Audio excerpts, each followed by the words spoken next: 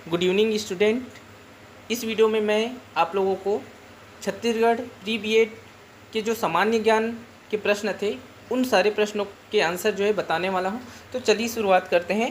पहला प्रश्न आया हुआ था सामान्य ज्ञान में, द इंडियन स्ट्रगल किसकी आत्मकथा है? तो इसका आंसर जो है, करेक्ट आंसर है सी, सुभाष चंद्र बोस। नेक्स्ट क्वेश्चन देखते हैं, भारत की निम्नलिखित मिट्टियों में से किसे ईट मृदा कहते हैं? तो इसका आंसर जो है बी, लेटेराइट मृदा।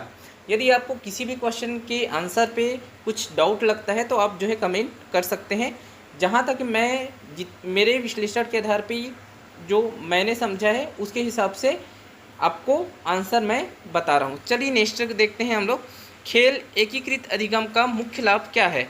जैसा कि NEP 2020 राष्ट्रीय शिक्षा नीति 2020 में इसे जोर दिया गया है। तो जो खेल एकीकृत अधिगम का मुख्य लाभ क्या है? तो इसका करेक्ट आंसर है हमारा बी, टीम वर्क और अनुशासन जैसे जीवन कौशलों का विकास। नेक्स्ट में चलते हैं, इलेक्ट्रॉन की खोज किसने की थी? तो इलेक्ट्रॉन की खोज की थी J.J. थॉमसन ने। अगला प्रश्न पे चलते हैं हम लोग। देखिए, नीचे दिए गए कथन और कारण के लिए सही विकल्प चुनें। कथन दिया हुआ है, ब्रह्मपुत्र मैदान में जल प्लावन तथा बाढ़ की आवृत्तियों में भारी वृद्धि हुई है। कारण है, ब्रह्मपुत्र मैदान की ढाल प्रवणता अत्यंत मंद है। तो इसका जो आंसर है, इसका आंसर जो है, चूँकि दोनों कथन और कारण दोनों ही सही हैं तो इसका आंसर ए विकल्प है। नेक्स्ट प्रश्न देखिए, मुख्यमंत्री ग्राम सड़क एवं विकास योजना के विषय में सही उत्तर का चयन कीजिए। 4 कथन दिया हुआ है, फिर नीचे में कूट है। तो आपको देखना है कि चारों कथन में कौन सा सही है, फिर उसके हिसाब से कूट को लगाना है। तो इसमें देखिए, पहला कथन, यह योजना राज्य में 23 अप्रैल 2011 से लागू है, ये सही है। दूसरा, यह 100% राज्य पोषित है, ये दोनों कथन सही है। बाकी तीसरा और चौथा कथन गलत है। तो इसका आंसर जो है हमारा बी, ए फर्स्ट, पहला और दूसरा सही है, ये आंसर हो जाएगा। नेक्स्ट हम लोग देखते हैं, निम्न शैक्षणिक घटनाओं को इनके घटने के क्रम में रखना है हमको। तो देखिए, A, B, C, D दिया है। ए भारतीय शिक्षा आयोग, विश्वविद्यालय शिक्षा आयोग, माध्यमिक शिक्षा आयोग और राष्ट्रीय शिक्षा नीति, ये चारों को हमको घटते क्रम में जमाना था।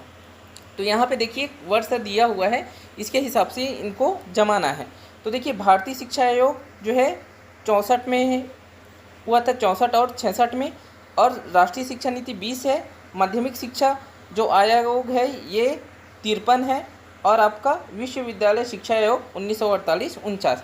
तो इसके हिसाब से यदि हम इसको जमाएं तो इसका देखिए आंसर क्या हो जाएगा आपका 37 का आंसर जो है ए हमारा करेक्ट हो जाएगा।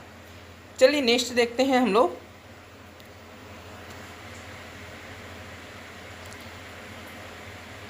देखिए, फिर कथन और कारण दिया हुआ है। कथन है, अंग्रेजों ने दक्षिण में अपनी पहली फैक्ट्री मूसलीपट्टनम में 1611 में स्थापित की। कथन एकदम करेक्ट है। दूसरा है कारण, दक्षिण भारत में परिस्थितियां अंग्रेजों के अधिक अनुकूल थी, वहां उन्हें किसी शक्तिशाली भारतीय सरकार का सामना नहीं करना पड़ा। तो ये भी करेक्ट है। तो इसलिए यहाँ पे हमारा आंसर क्या हो जाएगा, दोनों सत्य है और दोनों जो है ए करेक्ट आंसर हो जाएगा। नेक्स्ट पे चलते हैं, निम्नलिखित लेखकों को उनके कालानुक्रम अनुसार सही क्रम में जमाइए। तो देखिए 39वां का जो आंसर है, देखिए पहले तो ए बाणभट्ट, बी कलहट, सी कालिदास, डी पतंजलि और ई चाणक्य दिया हुआ है।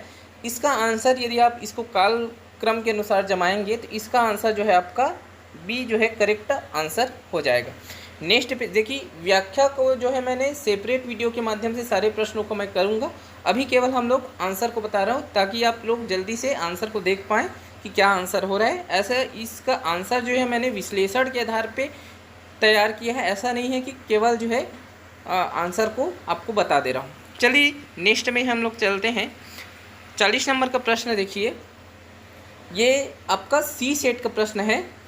40 नंबर के प्रश्न में आप इसको जमाएंगे। देखिए, सूची 1 और सूची 2 को सुमेलित करना था। तो विश्वविद्यालय शिक्षा आयोग का जो इसका जो मिलान है डॉक्टर राधाकृष्णन से होगा, ठीक है। शिक्षा आयोग का मिलान जो है डॉक्टर DS कोठारी से होगा। तो इसी से आप जो है आंसर को लगा सकते थे कि A4 और आपका C जो है फर्स्ट। तो ये जो है आपका करेक्ट आंसर इसका ए जो है हो जाता। नेक्स्ट पे चलते हैं हम लोग।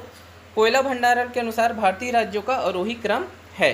तो इसका आंसर जो है क्या हो जाएगा, इसका आंसर जो है हमारा विकल्प बी जो है हो जाएगा, झारखंड, उड़ीसा, छत्तीसगढ़, फिर पश्चिम बंगाल, फिर मध्य प्रदेश। ठीक है, नेक्स्ट पे चलते हैं हम लोग। यशपाल समिति रिपोर्ट का शीर्षक है, तो यशपाल समिति रिपोर्ट का शीर्षक क्या है, शिक्षा बिना बोझ के, लर्निंग विदाउट बर्डन। नेक्स्ट पे चलते हैं, 43 नंबर का प्रश्न आया हुआ था, इसको भी सुमेलित करना था कॉलम ए को कॉलम 2 से। तो देखिए संसदीय विशेषाधिकार जो है आपका मिल जाता है अनुच्छेद 105 में, प्रधानमंत्री की नियुक्ति है अनुच्छेद 75, संविधान संशोधन है अनुच्छेद 368 और राष्ट्रीय आपातकाल है 352। तो इसका आंसर जो है हमारा करेक्ट आंसर ए विकल्प जो है हमारा आंसर हो जाता है। नेक्स्ट चलते हैं, निम्नलिखित घटनाओं को उनके सही क्रम से लगाइए जो भारत में बैंकिंग प्रणाली के विकास से संबंधित है। तो इसका जो आंसर है, ठीक है, यहाँ पे ये चारों विकल्प को आपको जमाएंगे तो इसका आंसर जो है आपका ए जो है हो जाएगा। ठीक है, इस प्रश्न में थोड़ा सा डाउट है, लेकिन जहाँ तक है इसका आंसर जो है ए होगा। नेक्स्ट पे चलते हैं हम लोग, 45 नंबर का क्वेश्चन। देखिए इसमें डिप्थीरिया रोग के नाम है और प्रभावित अंग है। तो यहाँ पे अगर आप इसको जमाएंगे तो डिप्थीरिया जो है गला और पीलिया जो है यकृत से, रिकेट्स जो है हड्डियों से और टिटनेस तंत्रिका तंत्र एवं मांसपेशी से। तो इसका करेक्ट आंसर हमारा हो जाता है बी विकल्प हमारे करेक्ट आंसर हो जाएगा। नेक्स्ट प्रश्न पे देखिए, फिर कथन और कारण दिया हुआ है। कथन है राष्ट्रीय शिक्षा नीति 2020 योग शिक्षा को समग्र विकास और कल्याण को बढ़ावा देने के साधन के रूप में अनुशंसा करती, करेक्ट है। बी कारण है योग शिक्षा केवल शारीरिक मुद्राओं और स्वास्थ्य तकनीकों पर केंद्रित है। तो देखिए केवल शारीरिक, तो ये कारण जो है गलत है। तो इस यहाँ आंसर क्या हो जाएगा, सी विकल्प जो है इसका करेक्ट आंसर हो जाएगा कि कथन जो है सत्य है और कारण जो है असत्य है। अगला प्रश्न देखते हैं, छत्तीसगढ़ के सकल घरेलू उत्पाद में किस क्षेत्र का महत्वपूर्ण सर्वाधिक प्रतिशत योगदान है। तो इसका आंसर जो है करेक्ट आंसर बी विनिर्माण उद्योग हो जाएगा। नेक्स्ट प्रश्न पे चलते हैं, संसद के संयुक्त बैठक के संबंध में कौन सा कथन सही है। तो देखिए इसका जो 4 कथन दिया हुआ है, तो मेरे हिसाब से जो है इसका पहला, दूसरा जो है कथन सही है और ये तीसरा, चौथा जो है कथन सही नहीं है। तो मेरे हिसाब से जो है इसका आंसर जो है बी केवल 1 और 2 होना चाहिए।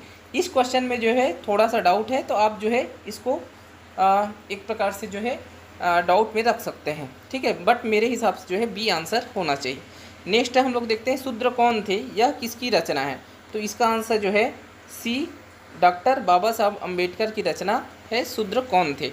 नेक्स्ट पे चलते हैं और इस वीडियो का अंतिम प्रश्न, एनसीएफ 2023 के अनुसार स्कूलों में मूल्य शिक्षा को बढ़ावा देने के लिए निम्नलिखित चरणों को सही क्रम में क्रमबद्ध करें।